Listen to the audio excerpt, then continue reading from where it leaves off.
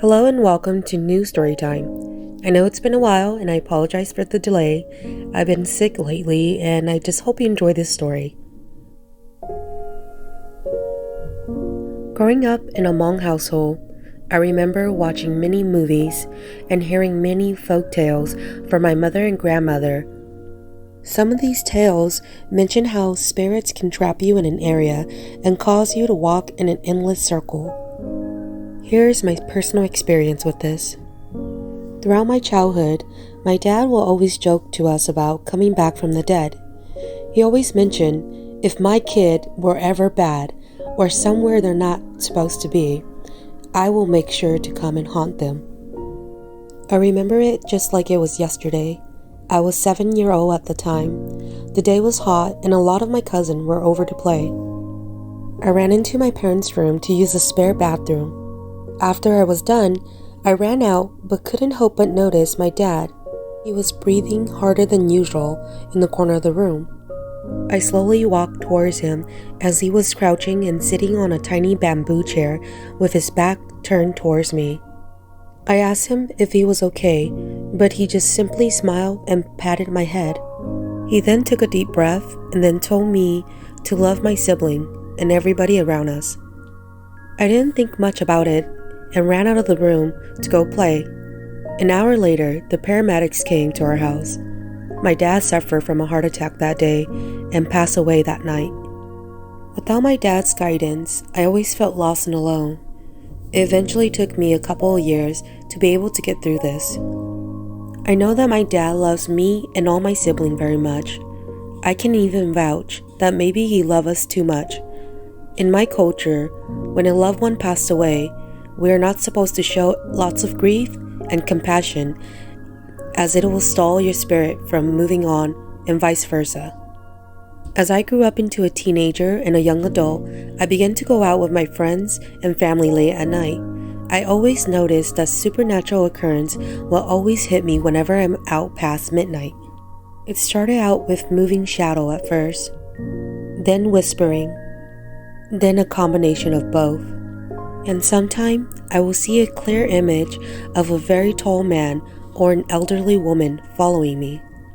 One night, my boyfriend came to visit me from out of town, and he invited me to a gathering at his grandmother's house. I quickly checked my phone and saw that it was only 9 p.m., so I agreed to attend the event. His grandmother lives between Fresno and Singer. It is on the outskirts of Fresno, which is an area that often does not have much street light. I remember I was driving down the street called Church and stopped at a crosslight. I looked to the right and saw an open field of dead grass and an abandoned trailer home on my left. As I was at that stop, I felt a very heavy feeling, but somehow couldn't pin why I was feeling that way. The light finally turned green and I continued to drive forward. The road ahead became darker. I turned on my high beam and saw that there are tall yellow grass on both sides of the road. I also noticed that there is a street light ahead as I can see a dim light getting brighter. As I pull up to street light, I notice something odd. I see an open field of dead grass on my right and the same trailer home on my left.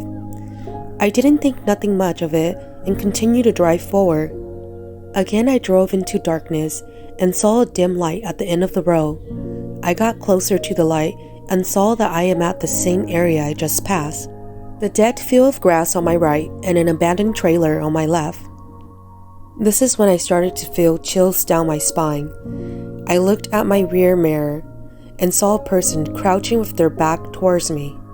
The person slowly stood up and began walking backward towards me. I was so frightened, I didn't even wait for the light to turn green. I pressed down on gas quickly and drove away. Once again, I drove into darkness with tall grass along my side of the car. I look back at my mirror and see that this person is chasing me. The weirdest part about this was that this person the whole time continued to chase me backward. I quickly glanced at my speed and saw that I was driving 55 miles per hour. Once again, I saw the light at the end of the road and pulled to the same exact stop, with a dead field of grass on my right and an abandoned trailer home on my left. I was very frustrated and afraid. Then I suddenly hear a familiar voice telling me to turn around and go home. I don't know why, but right when I heard the voice, I started to cry. With tears rolling down my cheeks, I immediately made a U-turn and headed back home. As I made a turn, I desperately tried to look for the person that was chasing me, but I did not see anyone. It was as if this person just disappeared out of thin air. The next day, I told my mom, and she was able to get our local shaman to look into this matter. The shaman told my mom that the person that was following me was my dad. He didn't want me to go past that area because there was something strong and evil lurking by the train track there. The shaman emphasized that the spirit that my dad was referring to was so evil and strong that he was scared that that spirit will eventually hurt me. If you're listening and you're from Fresno, you should know that the train track from Fresno to Singer are notorious for fatal accident. Till this day, I still don't know if I should consider myself blessed or cursed by my father's love.